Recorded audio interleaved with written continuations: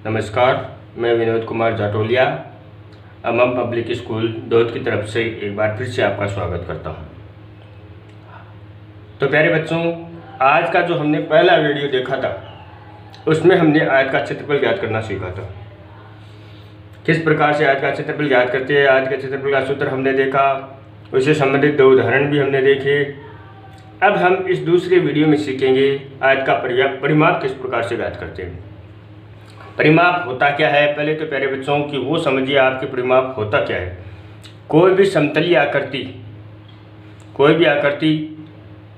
उसके चारों ओर की जो दूरी होती है उसे हम परिमाप कहते हैं। जैसे खेत होता है, खेत आयताकार हो सकता है, वर्गाकार हो सकता है, चतुर्भुजाकार हो सकता है।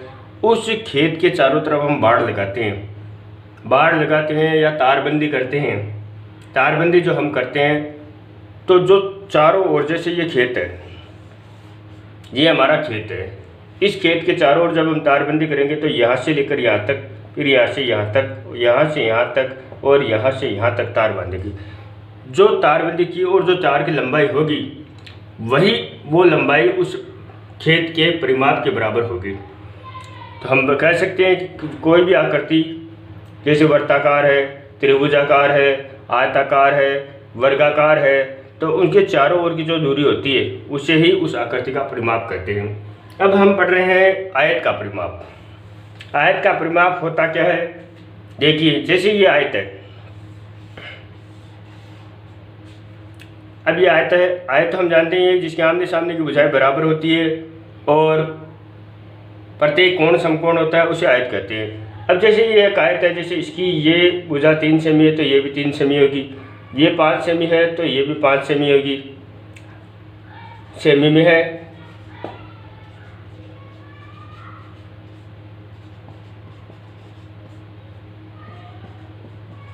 इसका जब परिमाप हम ज्ञात करते हैं, किस प्रकार से ज्ञात करते हैं, हम यहाँ से लेकर यहाँ तक की लंबाई जैसे 5 सेमी, फिर यहाँ से यहाँ तक 3 सेमी, फिर यहाँ से यहाँ तक 5 सेमी, फिर यहाँ से यहाँ तक 3 सेमी। इस लंबाई का जो योग होगा वही इसका परिमाप होगा। जैसे 5 और 3 8 और 8 5 13 और 13 और 3 16 सेमी। तो प्यारे बच्चों याद रखना, हमेशा मैंने आपको बताया था कि जो क्षेत्रफल होता है वो तो हमेशा वर्ग इकाई में लिखा जाता है, किंतु जो परिमाप होता है वो दी गई इकाई में ही लिखा जाता है। यानी जैसे सेमी में है तो सेमी में लिखेंगे, मीटर में है तो मीटर में लिखेंगे और किलोमीटर में है तो किलोमीटर में लिखेंगे। अब हमारे पास में देखिए, जैसे ये इसकी लंबाई है, ये लंबाई है तो इसके सामने वाली भुजा भी लंबाई होगी, और ये यदि चौड़ाई है तो इसके सामने वाली भुजा ये चौड़ाई होगी। अब हम देख रहे हैं कि 2 बार तो लंबाई है, यानी 2 गुना लंबाई, 2 गुना लंबाई और प्लस 2 बार ये चौड़ाई, यानी 2 गुना चौड़ाई। इस प्रकार से हुआ ये। इसे हमें सूत्र मिलता है, देखो यहाँ पर कॉमन लेते हैं और यहाँ पर कॉमन लेते हैं तो दोनों में 2 कॉमन है, 2 कॉमन ले लिया तो 2 से तो 2 कैंसिल, यहाँ पर बच गया लंबाई, प्लस 2 से 2 कैंसिल, यहाँ बच गया चौड़ाई। इस प्रकार से आयत के परिमाप का सूत्र हमें प्राप्त होता है 2 कोष्ठक लंबाई प्लस चौड़ाई, 2 कोष्ठक लंबाई प्लस चौड़ाई। यह आयत के परिमाप का सूत्र हुआ। तो सूत्र की सहायता से हम इस आयत का परिमाप निकालते हैं। हम देख रहे हैं कि आयत की लंबाई, आयत की जो लंबाई है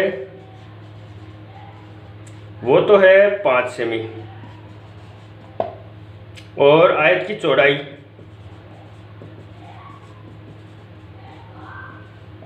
आयत की चौड़ाई है वो है 3 सेमी। सूत्र अभी मैंने आपको बताया था 2 कोष्ठक लंबाई प्लस चौड़ाई। आयत का परिमाप सूत्र हो गया 2 कोष्ठक लंबाई प्लस चौड़ाई। ये सूत्र हो गया। सूत्र के अनुसार हम आगे बढ़ते हैं तो 2 की जगह तो 2 लिखेंगे, कोष्ठक की जगह कोष्ठक, लंबाई की जगह लंबाई का मान रखेंगे। लंबाई हमारी कितनी, लंबाई है यहाँ पर 5 सेमी, प्लस चौड़ाई की जगह चौड़ाई का मान रखेंगे। चौड़ाई है हमारी कितनी, 3 सेमी। दोनों को जोड़ के हमें आसानी से पता चल रहा है कि दोनों को जोड़ना है, 2 से गुणा करना है। 2 गुणा 5 और 3 हो गए 8। अब 2 को 8 से गुणा कर लेंगे तो हमारे पास में आ जाएगा 16 सेमी। इस प्रकार से आयत का परिमाप ज्ञात किया जाता है। तो प्यारे बच्चों, इससे संबंधित हम 1-2 प्रश्न करते हैं, हल करने का प्रयास करते हैं। प्रश्न आता किस प्रकार का, देखिए 2-3 प्रकार होते हैं, 2-3 प्रकार से प्रश्न आ सकते हैं। जैसे प्रश्न आता है कि रामू अपने खेत के चारों ओर बाड़ लगाना चाहता है।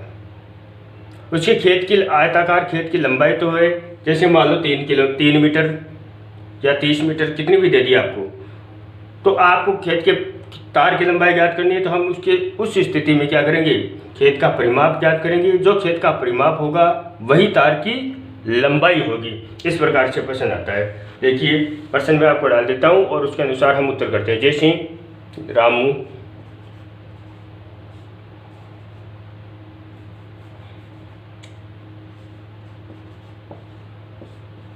अपने खेत के चारों ओर बाड़ लगाना चाहता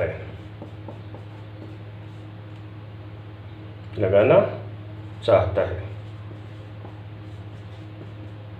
अब उसका खेत है वो आयताकार है, आयताकार खेत की लंबाई 30 मीटर और चौड़ाई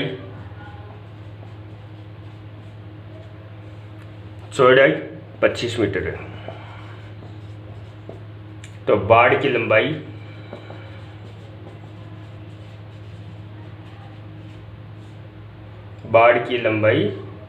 ज्ञात कीजिए। इस प्रकार से प्रश्न आते हैं। अब आपको बाड़ की लंबाई ज्ञात करनी है। अब बाड़ की लंबाई हमें पता है कि जैसे ये आयताकार खेत है, ये आयताकार खेत हो गया रामू का, जिसकी लंबाई तो है वो तो है 30 मीटर,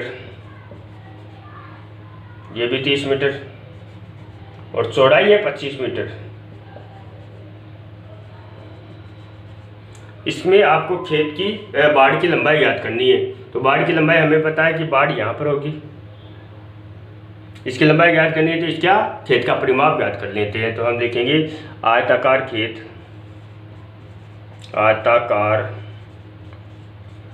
खेत की लंबाई कितनी है, लंबाई है 30 मीटर और आयताकार खेत की चौड़ाई वो है 25 मीटर।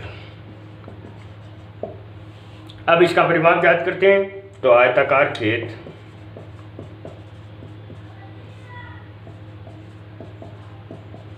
का परिमाप बराबर होगा, सूत्र लिख लेते हैं, 2 कोष्टक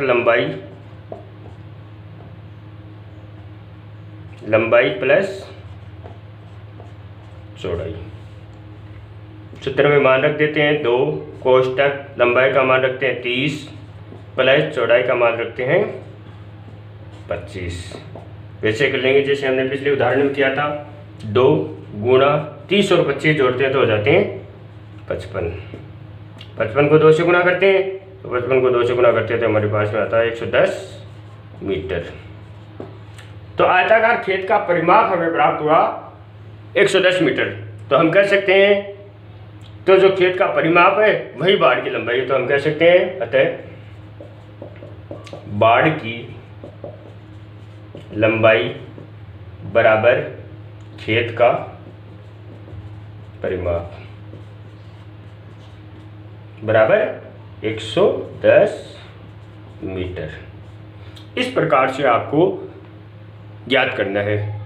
तो आसानी से हम आयताकार जो क्षेत्र है उसका परिमाप ज्ञात कर सकते हैं। आयत का परिमाप या आयताकार जो भी खेत है, तस्तरी है या फिर स्टूल है, टेबल है, प्लाट है, उन सभी का परिमाप इस प्रकार से ज्ञात किया जा सकता है। तो प्यारे बच्चों, आज की जो क्लास थी उसमें पिछले वीडियो में तो हमने देखा आयत का क्षेत्रफल किस प्रकार से ज्ञात किया जाता है, और इस वीडियो में हमने देखा आयत का परिमाप किस प्रकार से ज्ञात किया जाता है।